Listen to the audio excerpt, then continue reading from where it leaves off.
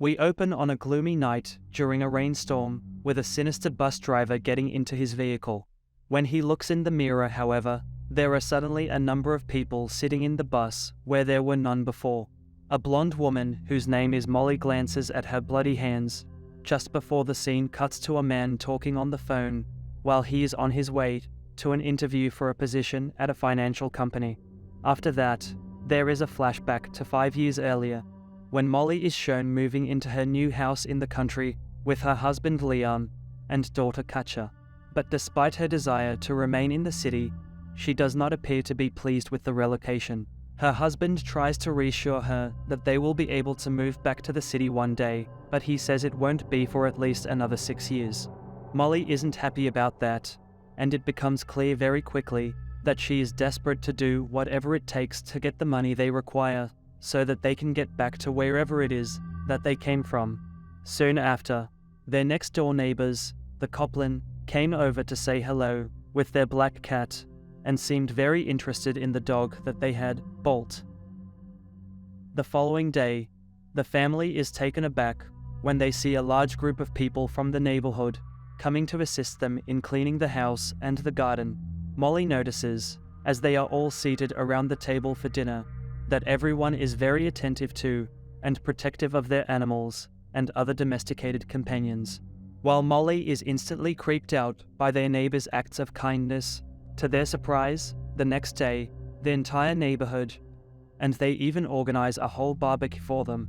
Strangely, everyone in the neighborhood seems to be freakishly happy.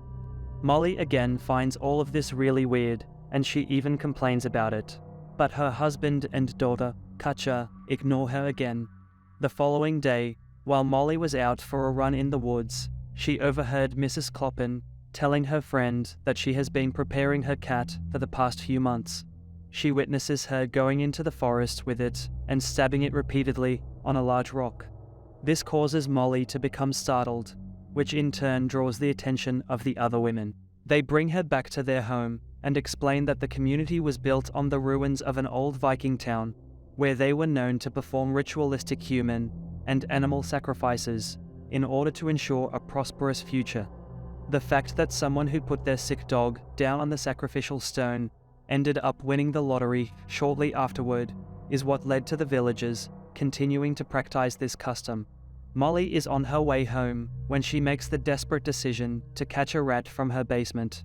She then takes the rat to the sacrificial stone and kills it with a hammer.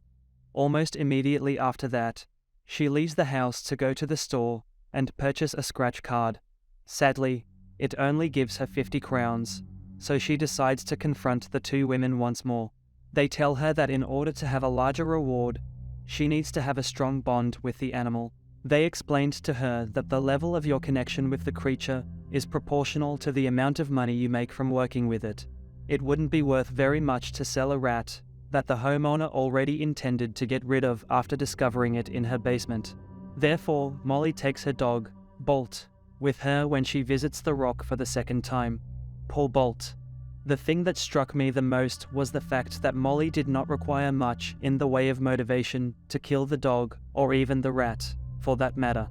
The fact that she was so easily persuaded to kill things on a sacrificial rock, without even questioning the women who gave her the information, demonstrates that she possesses a naturally cruel disposition. She shakes in disbelief as she looks down at what she has just done, but she washes her clothes before going back to the store to purchase a lottery ticket.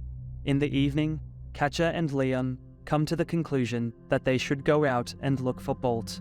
While Molly turns on the television in order to check the lottery numbers, she only gets a few numbers, so after checking them, she heads back home to discuss the results with her neighbors.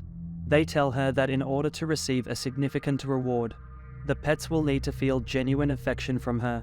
Despite this, the death of Bolt only nets her 3,500 krona. The other two women help her come to the realization that she may not have loved Bolt as much as she did, at least not as much as she loved her own daughter. She appears to be overcome with guilt as she returns home, and she asks her husband to accompany her into the woods so that they can be alone together. Molly takes her husband to the woods and tells him all about the ritual that is being performed on the rock. She then reveals it to him that she killed their dog there, but before he can react to it, she tells him that she loves him and pushes him onto the rock. With this, she almost kills him to make a bigger sacrifice, but that's where the twist comes in. Her daughter ends up following her to the woods, and before Molly can kill her husband, her daughter stops her. Driven by her greed, Molly proceeds to kill her daughter, Katja, as well, but that's when Katja smashes her head with a rock. After that, there was a quick cut to the man from the beginning of the story as he was walking to his interview. We find out that Katja, who we see petting a cat, is actually the CEO of the company. And we learn that she suffered the loss of both of her parents within the span of a single calendar year. They even claim that her mother first mysteriously disappeared, and then a few years later even her father went missing. Turns out that Katja killed both of her parents to fulfill her own greed, and is now extremely rich. And of course, she has no intention of stopping now. This anthology gets off to a strong start with the episode Ultimate Sacrifice, which provides a sinister and demented beginning to the collection. Ultimate Sacrifice lives up to its name by providing a sufficient amount of intrigue throughout the story, which keeps us guessing right up until the very end, when we come to the surprising conclusion. It demonstrates how avaricious people can be, and how far they are willing to go to get what they want, to the point that it is shocking. The twist in the tale is that after her mother's death on the rock, Molly's daughter went on to become a millionaire in her own right. A man enters her office to conduct the interview with her. He makes the observation that her father vanished without a trace a few years later as well, which is an indication that she has not stopped killing people, and that she is currently sitting with a content white cat, which will most likely meet its untimely demise in the near future. The episode is a great example of director's storytelling abilities, as it perfectly captures the mood and atmosphere of the situation. It also goes to show how money can corrupt even the best intentions, and that sometimes people are willing to do anything for power. The ending was satisfying with an unexpected twist that made us think about our own morality in certain situations. Overall, Ultimate Sacrifice is a powerful chapter which sets up this anthology series very nicely indeed. That's it for today. We hope you've enjoyed watching this video. We'll continue to bring you the latest and greatest movie recaps, so be sure to subscribe to our channel and hit that notification bell to never miss an update. Thanks for watching, and we'll see you at the movies.